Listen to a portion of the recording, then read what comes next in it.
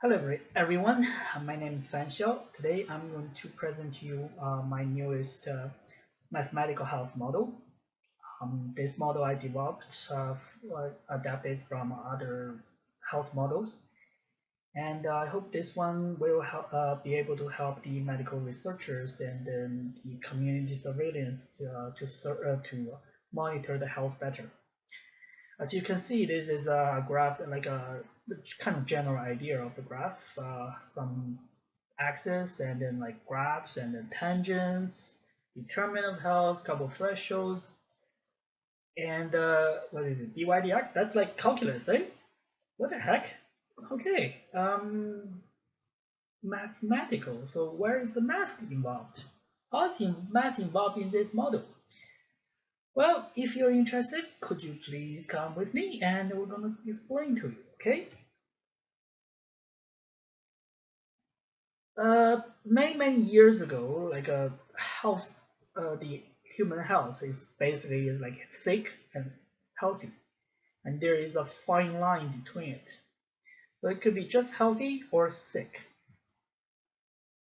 However, health is not like that, black and white.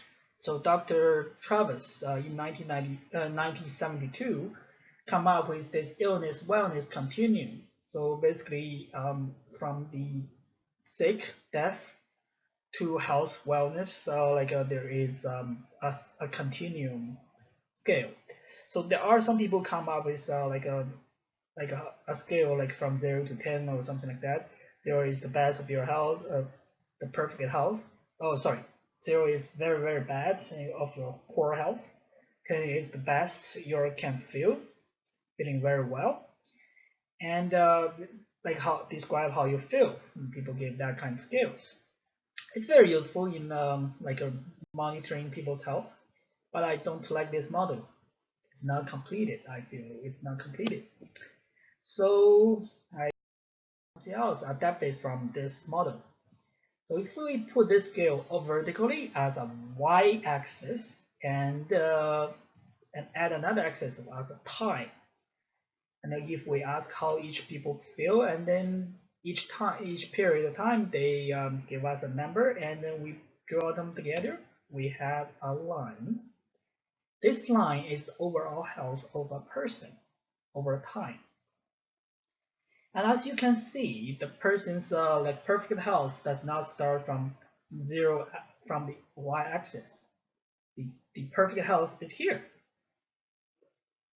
And why is that? Because a lot of times our perfect health, we don't feel it.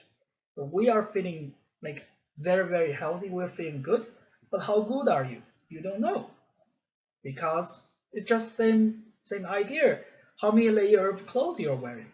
You don't really notice.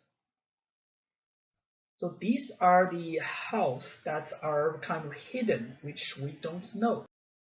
So when it beyond this line, when our health is beyond this line, we start to feel some kind of symptoms, like illness conditions may start to show symptoms to us. So I call this line symptomatic threshold, and it's a something between 9 and 10 because 10 is perfect health, right? You don't feel anything. And next is the diagnosis threshold.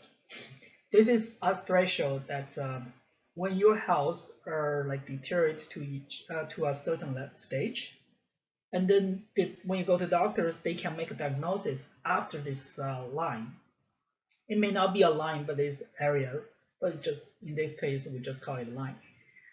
A threshold. It may be here, it may be here, or it may be here, depending on the condition, the disease.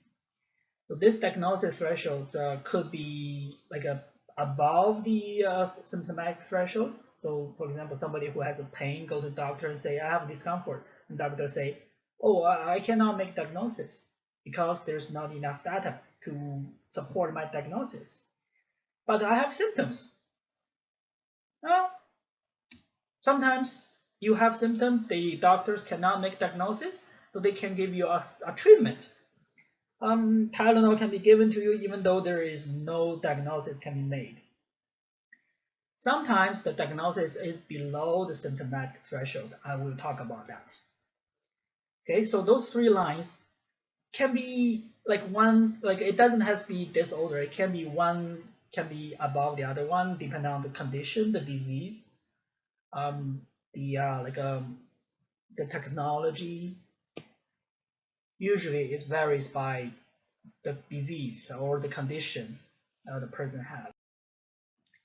If we look at closer at the the graph, um, like if we draw a couple of lines here, like these are the tangent line.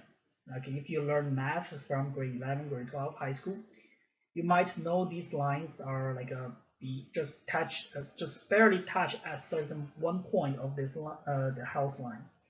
So this means the change of condition, which is like if you ask the person, how are you feeling? Like they give you a number. But are you feeling getting better or are you feeling getting worse? So that's what this line is about. It's like testing how is the person's health change.